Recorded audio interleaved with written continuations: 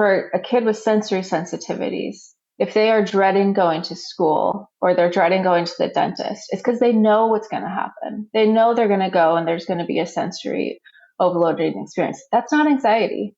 They might be calling it anxiety because that's the only word they know, but that's actually dread. And anxiety is based on a fear of what might happen. With anxiety, avoidance just fuels the fire. And so you really target avoidance behaviors. Now, you wouldn't do the same thing with a sensory dread. Welcome to Tilt Parenting, a podcast featuring interviews and conversations aimed at inspiring, informing, and supporting parents raising differently wired kids. I'm your host, Debbie Reber. I think we can probably all relate to the challenge of getting a diagnosis that feels like it really fits our child perfectly. And that's in large part because, well, our kids tend to be incredibly complex. Many of us see misdiagnosis among our kids or completely missed diagnoses. So I invited Dr. Anna Neff, a clinical psychologist specializing in the support and empowerment of neurodivergent adults through her expertise in neurodivergent affirming care and assessments, onto the show to talk about the complexity of diagnosis and the whys behind misdiagnoses. During this conversation, Anna, and I talk about so many different things, including diving deeper into the assessment process and why so many people slip through the cracks when seeking a diagnosis, why it's so important to get clarity around a child's wiring in order to provide them with the support that will be most meaningful and affirming, why identifying one's neurodivergence, whether that's through self-identification or a medical diagnosis, really matters, and the kind of trauma a person can experience when they go through life without that diagnosis. We also discussed how to identify and vet neuropsych evaluators who take a neurodivergent affirming approach to the whole assessment process. As you can hear, we covered a lot of ground. And I should share that I first learned about Anna through her wonderful Neurodivergent Insights Instagram page and her popular Misdiagnosis Mondays series of visuals. Anna herself is a late-in-life diagnosed autistic ADHDer, and she brings a unique perspective and a deep, deep passion for enlightening the mental health field about the diverse manifestations of autism and ADHD beyond the stereotypes. She translates research into visualizations, which she shares on her website, Instagram, and through monthly workbooks. And she's co-authored 2 books and has published in several peer-reviewed psychological journals. Her forthcoming book, Self-Care for Autistic People, will be published in early 2024. Thanks so much, and now here is my conversation with Dr. Anna Neff.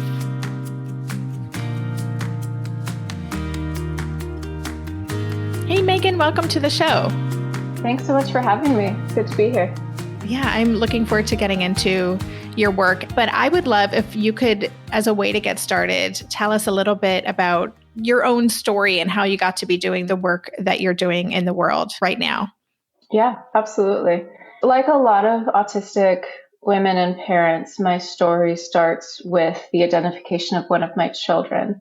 And I'm seeing that so much. There's this term I really like, the lost generation of autistic women. And we could also talk about the lost generation of ADHD women and also genderqueer and trans people and BIPOC people. But the term that really resonates with me is this lost generation of autistic women. And my journey was interesting because I was getting a doctorate in psychology. And so supposedly this is, one of the highest degrees possible in the mental health world. I should know better, right? And it was interesting with my oldest child, again, classic girl story. She'd been diagnosed with ADHD at a young age, but every couple, maybe every 6 months, I'd be like, it just doesn't quite feel right. And I would look into autism, but then I'd go back to those stereotypes of no, but she enjoys people and she can do conversations. And so then, my spouse and I would talk about it and be like, no, can't be. But it was about a month before I graduated and kind of a very specific situation happened that led to a pretty significant meltdown. It was due to her taking something very, very literally that was just obviously not literal. Me being autistic, I'm pretty direct. I was like, what if this is autism? What if this is something else? And, she looked at me and she's like, well, I'd be the same person. I would just understand myself better. So that started a research dive into autism in girls. And like within 2 days of her and I learning about this together, we were like, yeah, this makes sense. And that was later confirmed with a medical diagnosis. That led me down a rabbit trail around autism and women and realizing I was autistic, again, later confirmed with a medical diagnosis.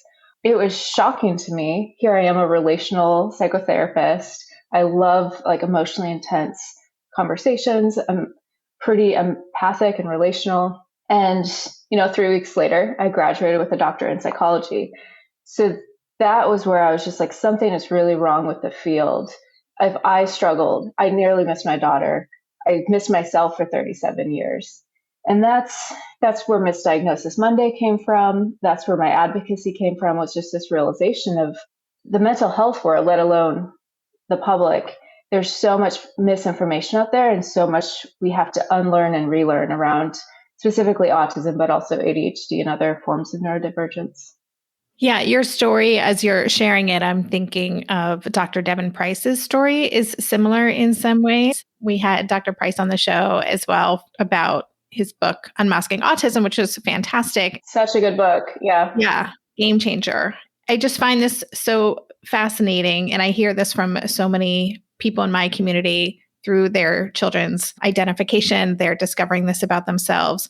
I'd even like to go into that a little bit. I know there's a lot of women now, well, a lot of autistic adults in general, or ADHD adults are self-identifying. And then you use this term medical diagnosis. Is medical considered when you actually go through a battery of tests, or what is that? Yeah. So medical diagnosis is when, a medical provider knights you with the official diagnosis. So self-identification, I think I actually got that term from Devin Price. I really like that term because, again, it's moving away from diagnosis and pathology into like, this is an identity. Self-diagnosis is also a term. And I self-diagnosed before I was medically diagnosed. Now that's complicated because I had access to all the assessment tools. I had my IQ test. I was able to look at the data with a little bit higher, I guess, skill set just because I'm trained in it. I'm a big fan of self-diagnosis because there are so many barriers to diagnosis. And there's frankly a lot of mental health professionals and assessors who still don't understand non-stereotypical presentations of autism and ADHD.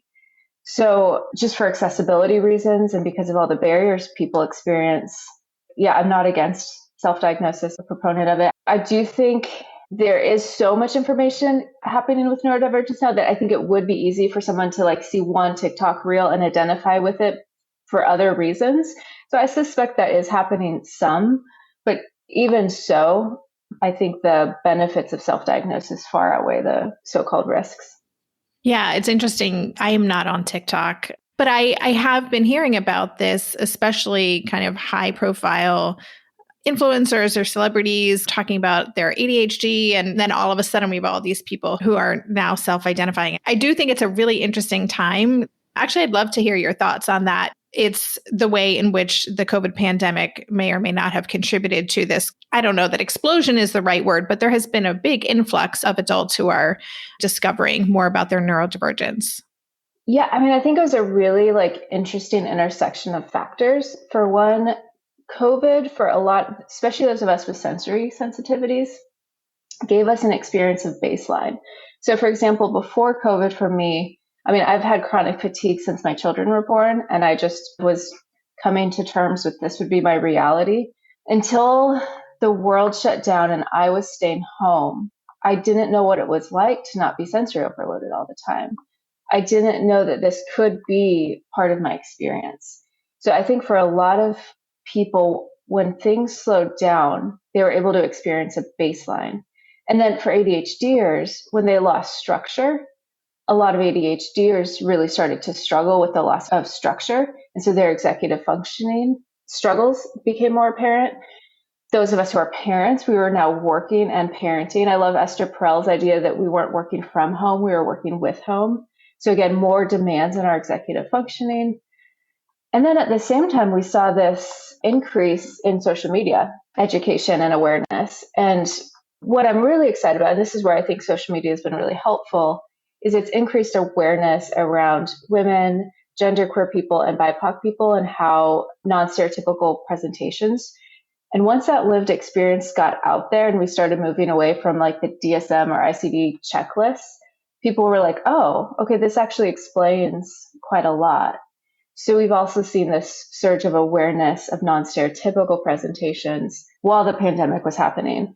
So I think that has led, wonderfully so, to a lot more identification of autistic and ADHD adults who before were probably diagnosed with depression, anxiety, and many of who were confused of why am I not responding to treatment? So there's so many directions that I want to go into. I'm going to rein myself in a bit. And I would love to talk a little bit more about Misdiagnosis Mondays, and we will do that as soon as we get back from a quick break. Maybe I've watched too many seasons of The Amazing Race, but every time I have to go somewhere on the subway, I treat it like a competition. It's all about making the right gut decisions about which route will get me there the fastest. Sometimes those decisions get me where I'm going early, and other times my gambles don't really pay off. Probiotics can't help with most gut decisions, but if your gut needs a little support, Ritual has your back. Their Synbiotic Plus, a 3-in-1 supplement, has clinically studied prebiotics, probiotics, and a postbiotic to support a balanced gut microbiome. I've been using Synbiotic Plus for about 6 months now, and it's become a core part of my morning routine. I take the mini capsule every morning while making my way through my inbox, whether I'm at home or I'm on the road, because it doesn't need to be refrigerated. And the capsule itself is delayed released, which helps it survive the harsh conditions of the upper GI tract for delivery to the colon. And that's exactly where we want it to go. Ritual invested in a study modeling the human colon, which showed that Synbiotic Plus significantly increased microbial diversity and the growth of beneficial bacteria. There's no more shame in your gut game. Synbiotic Plus and Ritual are here to celebrate, not hide your insides. Get 25% off your first month for a limited time at ritual.com/tilt. Start Ritual or add Synbiotic Plus to your subscription today. That's ritual.com/tilt for 25% off. During this month of planning and organization for big transitions, rhythms and routines have been absolutely essential for our physical and emotional well-being. So Green Chef nights are reliably and predictably a good night. We know the ingredients will be fresh and prepped, the instructions easy to follow, and the meal delicious. We're all still talking about last week's turkey tacos with mango chimichurri sauce, refried beans, and Monterey Jack cheese. Green Chef contributes to a healthy lifestyle with easy and delicious menus like fresh seasonal salads and grain bowls, and with over 80 weekly meal and market options, plus rotating options to suit a variety of lifestyles, whether Mediterranean, plant-based, calorie-smart, keto, protein-packed, gluten-free. There are always plenty of options to choose from. Whatever you select, you'll get farm-fresh ingredients, organic whole fruits and veggies, and premium proteins, all delivered straight to your door. I love those 4 words. Straight to my door. Oh, and one more thing I love about Green Chef, they have an app, which means it's easy to manage meal preferences and delivery from your phone if you want to. And I, for one, want to. I am in that mode where I'm making the most of little moments like waiting in line at the pharmacy or for the F train to pull into the station to tackle all of those to-dos. So the convenience of an app is key for me. Green Chef has a special offer for Tilt listeners. Go to greenchef.com/tilt50 and use code TILT50 to get 50% off plus 20% off your next 2 months. That's 50% off plus 20% off your next 2 months when you use the code TILT50 at greenchef.com/tilt50. The way that I first heard of your work was someone in my community turned me on to your Misdiagnosis Mondays, and I started diving into your website and the visuals you made. So could you tell us a little bit more about what Misdiagnosis Mondays is and what you're doing through that work and how you're sharing it with people? Yeah. First of all, it took off in a way that I wasn't expecting. I started it when I probably had like 400 followers on Instagram. So it was kind of terrifying when these started going viral. But the reason I started it was really because of what I had experienced of realizing all of the diagnoses that I had had leading up to my autism diagnosis. I was thinking through also the probably 500 plus clients I've had and realizing yep, I missed that person. I missed that person. I missed that person. And just realizing that autism could present as so many different things, especially borderline personality disorder, I think is a really common misdiagnosis for autism. And so I just wanted to create a visualization. I think in visuals, I think in images. So I wanted to create a visualization of why does it make sense that autism's been misdiagnosed? And so that's why I wanted to create the Venn diagrams of showing like, this is the overlap. This is how it could present. But if you dig under the surface, here's actually the cause of why it presents this way. And then from there, I got interested in ADHD. So I did a series on ADHD because that also can lead to a lot of misdiagnosis. I'm a little bit terrified by how viral the diagrams are because when I wrote them with a really long blog post article with like 20 research citations for every article. And when it lives outside of that context, I'm a little bit terrified of like, how are these being used? Is this oversimplifying the really complex things? But mostly I've heard from people that it's helpful to have that visual map. Yeah, that's fascinating. And you mentioned borderline personality disorder. That is something that I didn't realize that can commonly be mistaken for autism. Could you talk about that a little bit more? It's really interesting. Yeah, to clarify, it is possible to have both. Now, for it to be both, the experiences, the traits or symptoms of BPD would have to be above and beyond kind of a traumatized autistic experience. I actually have an ebook where I break down each of the kind of core criteria of BPD and explain why it could look like that for an autistic person. One, like sensory overload and emotional regulation can look a lot like some of the hot emotional moments that we typically see with BPD. The tendency for all or nothing thinking, for a person to become a special interest and idealized, and then like the moment something turns, that person, again, because of that all or nothing thinking, that person maybe becomes devalued. That can look like BPD idealization, devaluation. And that's something a lot of people don't realize. People can become special interests for autistic people. And so that can bring on a lot of like attachment stuff and emotion stuff that again can look a lot like BPD. The diffuse sense of self, if someone is a high masking autistic person, it means our social self is really diffuse because we're constantly cueing into the other person to figure out who we are. BPD is characterized by a very kind of diffuse self that changes depending on their environment, who they're with, or just a struggle to have a stable sense of self. I could go on, but I'll stop there. Those are some of the reasons that an undiagnosed autistic person could look like they had BPD. It's so fascinating. And you said that you could have both. Someone could have both BPD and be autistic. It reminds me that when my child was very young and the very first formal assessment we went through, I think when my child was 13, 14 years ago, we were told you can't be ADHD and autistic. Those cancel each other out. Giftedness wasn't even factored into the equation. Could you just clarify that it is possible to have multiple things going on, correct? Yeah, it is. It is. And that's been a change to the DSM. And that's partly why it's so under researched. I mean, thankfully we're catching up, but the overlap between autism and ADHD is huge, but we're really kind of just at the beginning of that research because until the recent version of the DSM, yeah, it was said that you couldn't have both. You couldn't be diagnosed with both. That's not true anymore, which is great. With personality disorders, you want to rule out ADHD or autism or neurodevelopmental condition before diagnosing the personality disorder. And then you want to make sure that the symptoms you're seeing is not explained by the neurodevelopmental condition. So, for example, for me, when I'm assessing or diagnosing, first of all, I want to address the neurodivergent trauma before I'd even consider a personality disorder. Let's get that person sensory regulated. Let's address the trauma of being a neurodivergent person that's undiagnosed for X amount of years. And then maybe it could be beneficial to reassess to see if they meet criteria for a personality disorder. But I think first addressing the traumatic neurodivergent experience is really important. So that's the second time you brought up trauma. And so I'd love to unpack that a little bit because obviously we know that environments can be traumatizing. School, I hear from so many parents whose kids are traumatized through school experiences. But I'd love to know, you said specifically if someone has been undiagnosed and the result of that and going through their life, what kind of trauma would you expect to see or are you looking for when you're factoring that in? Yeah, and I really like Kelly Mailer's work here. She's an occupational therapist. I mean, we have to really think beyond the big T traumas.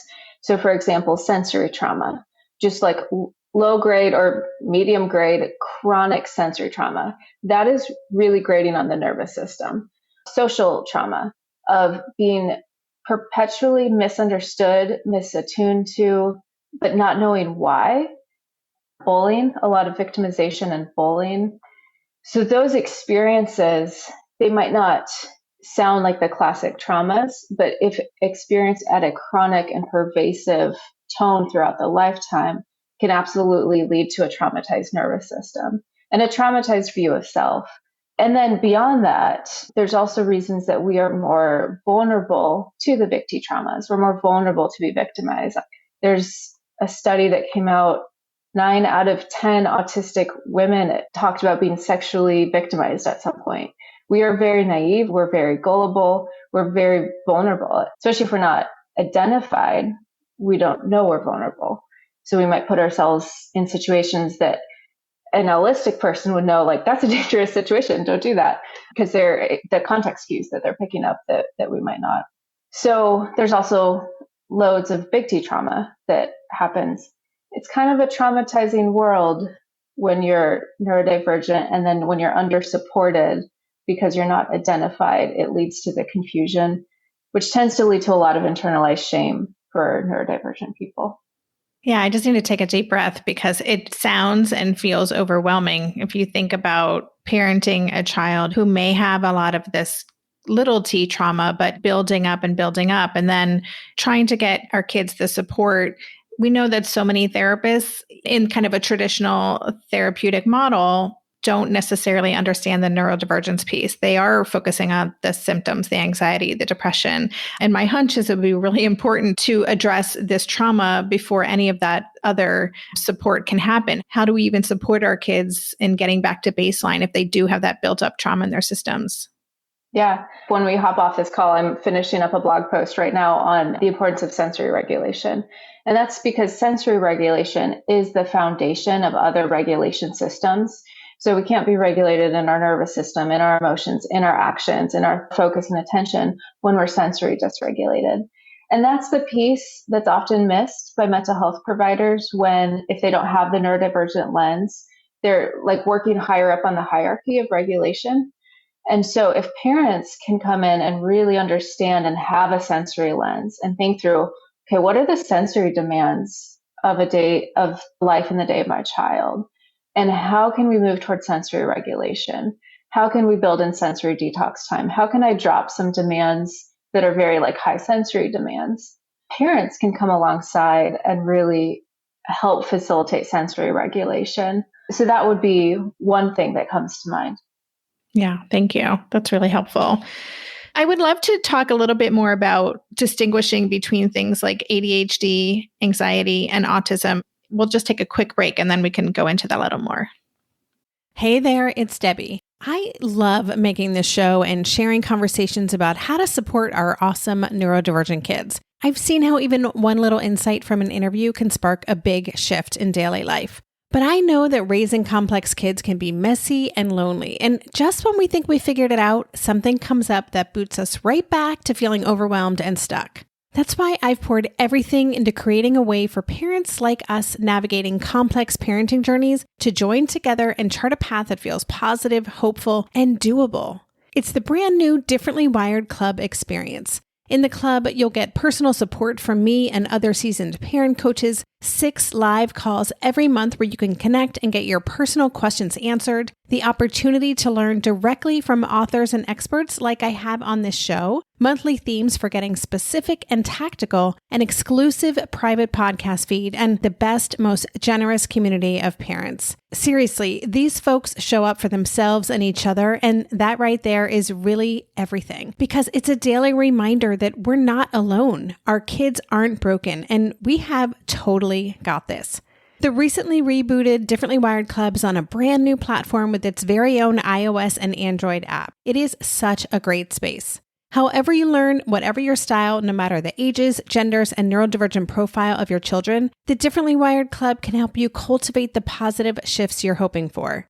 Join us today by going to tiltparenting.com/club. That's tiltparenting.com/club. I hope to see you on the inside.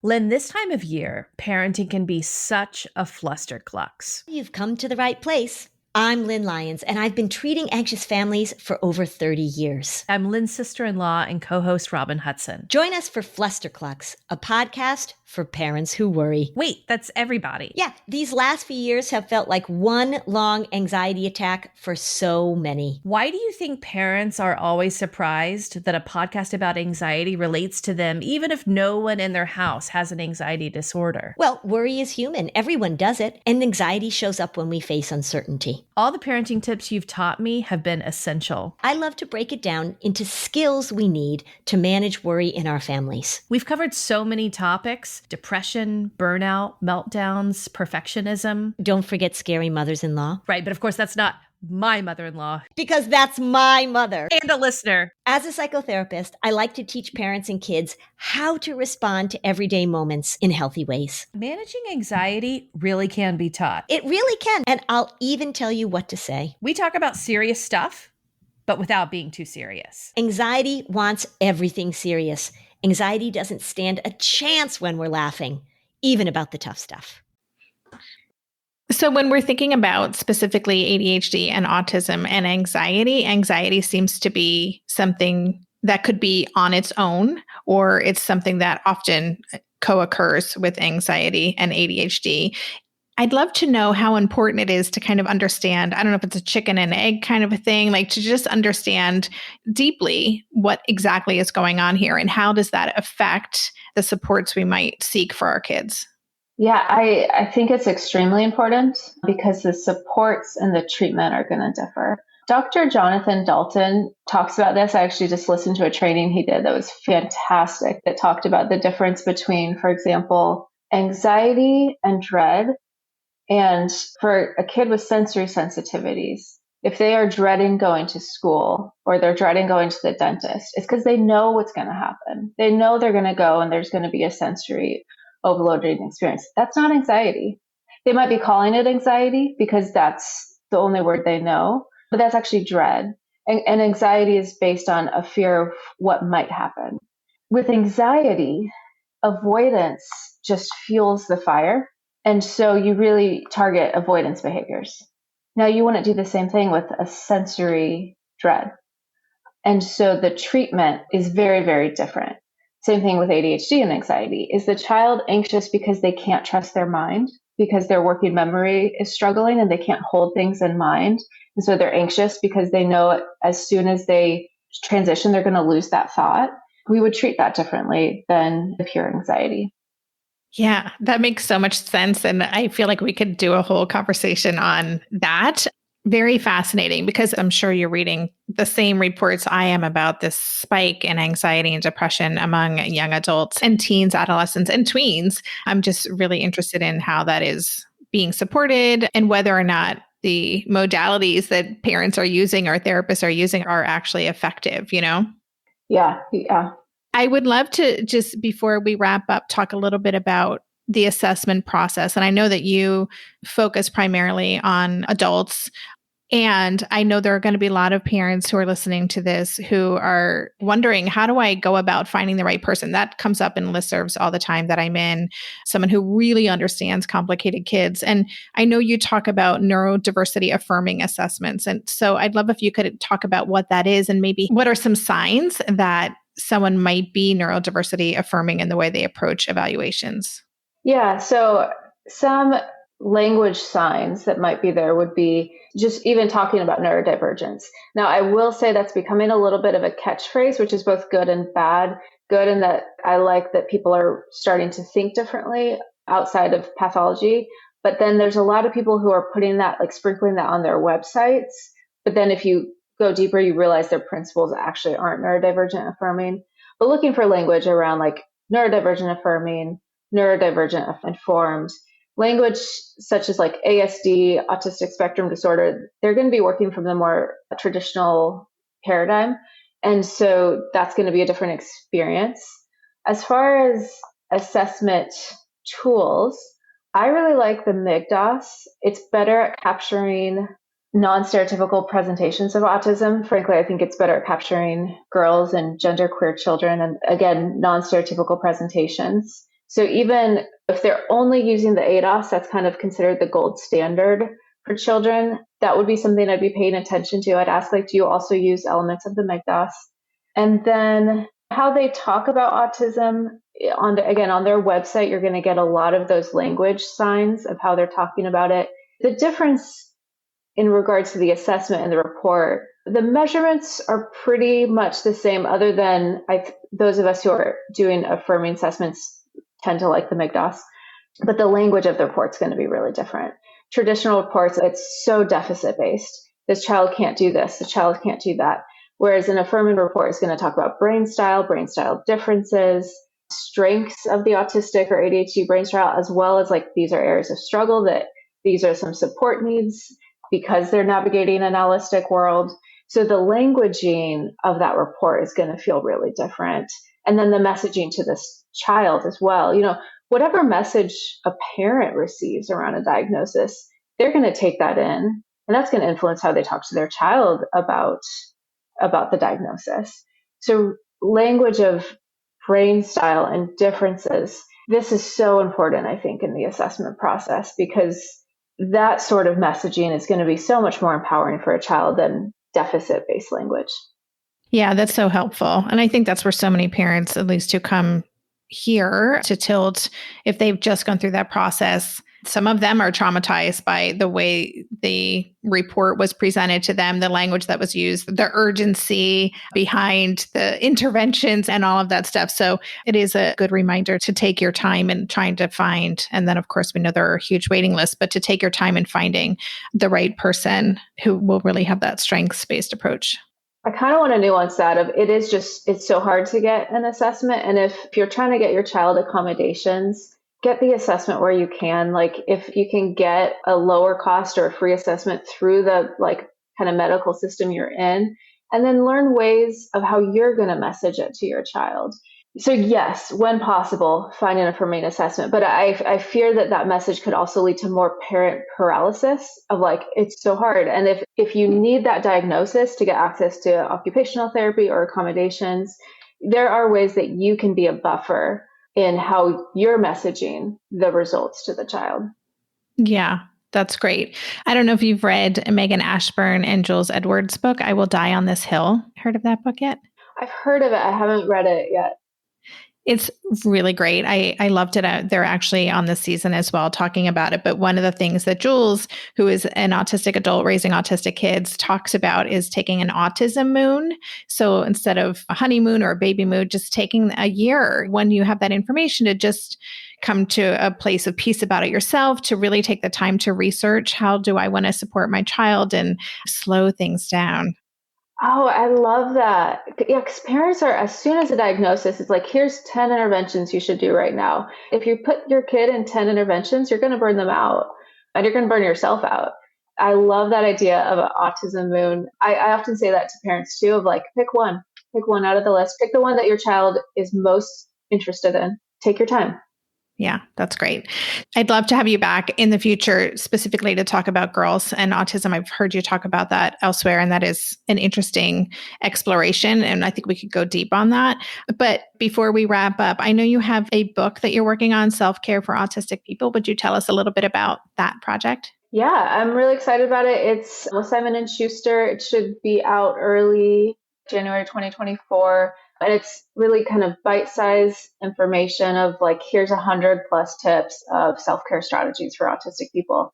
Probably more geared for adults and teenagers, but I think, if parents were to read it, they'd be learning about kind of the inner workings of an autistic mind and body. That's exciting. Where are you in the publishing process?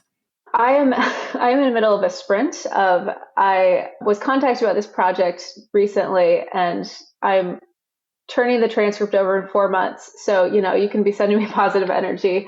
The last time I wrote a book, it was like a 15-month process, not a 4-month process. So I'm in the middle of writing it. All right. Well, we will send you energy to get to the finish line. I know what a huge lift it is to do. Before we say goodbye, where can listeners connect with you and learn more about your work? Yeah, so I am on Instagram, Neurodivergent, _insights. Best way to get in contact with me would be my email. And then my website, neurodivergentinsights.com, I have a membership area where there's lots of workbooks and resources, and as well as a newsletter. I have a newsletter for families. That newsletter would probably be best for your listeners because that's where I talk more about parenting and children. Awesome. Well, listeners, I will have links to all the places that you can connect with Megan on the show notes page. It'll be pretty extensive. I've taken lots of notes during this conversation. So, Megan, I want to just thank you so much for everything you shared today. And I just really appreciate you sharing with us today. Absolutely. Thank you so much for having me on. And this is obviously a really near and dear topic to me. So thank you for making the space for this conversation. You've been listening to the Tilt Parenting Podcast. To go deeper into this episode, visit the extensive show notes page. For every episode, there's a dedicated page on my website with links to all the resources mentioned, a full transcript, and a podcast player with key takeaways marked so you can easily go back and re-listen to the sections you're most interested in. Just go to tiltparenting.com/podcast and select this episode. The Tilt Parenting Podcast is hosted by me, Debbie Reber, author of the book Differently Wired and the founder of Tilt Parenting. This episode was edited by Andrea Curtis Amasquita, and show notes were put together by myself, Andrea, and Lindsay McFadden. If you get a lot out of this podcast and want to help cover the cost of its production, please consider joining my Patreon campaign. On Patreon, you can sign up to make a small monthly contribution, as little as $2 a month, and it's super easy to sign up. Just go to patreon.com/tiltparenting to learn more, or click on the Patreon link on any show notes page. To follow Tilt Parenting on social media, go to @tiltparenting on Instagram and Twitter and on Facebook. Lastly, please help this podcast stay visible and easily found by the listeners who need it by subscribing and leaving a rating or a review on Apple Podcasts or wherever you listen to podcasts. Thank you so much. And that's all for this week. Stay safe, stay well, and take good care. And for more information about this podcast or any of the resources that Tilt offers, visit tiltparenting.com.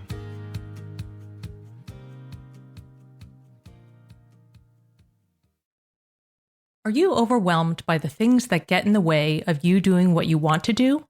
Are you looking for ways to simplify life to better align with your values? Do you want to create space in your schedule so you have room for more of the good stuff? Play, joy, relationships, gratitude, and more? If you answered yes to any of these questions, I invite you to check out Edit Your Life, a podcast to help you edit the unnecessary from your life so you have more room to enjoy the awesome. Through episodes with me, Christine Coe, and a range of super smart, compassionate, and thoughtful guests, you'll come away with big picture insights and practical ways to declutter your home, schedule, and mental space without getting bogged down by perfection. I have always believed that small moments and actions matter tremendously. My goal is to help you find agency and space in your life through doable baby steps that will leave you feeling accomplished instead of overwhelmed. Check out Edit Your Life wherever you enjoy your podcasts.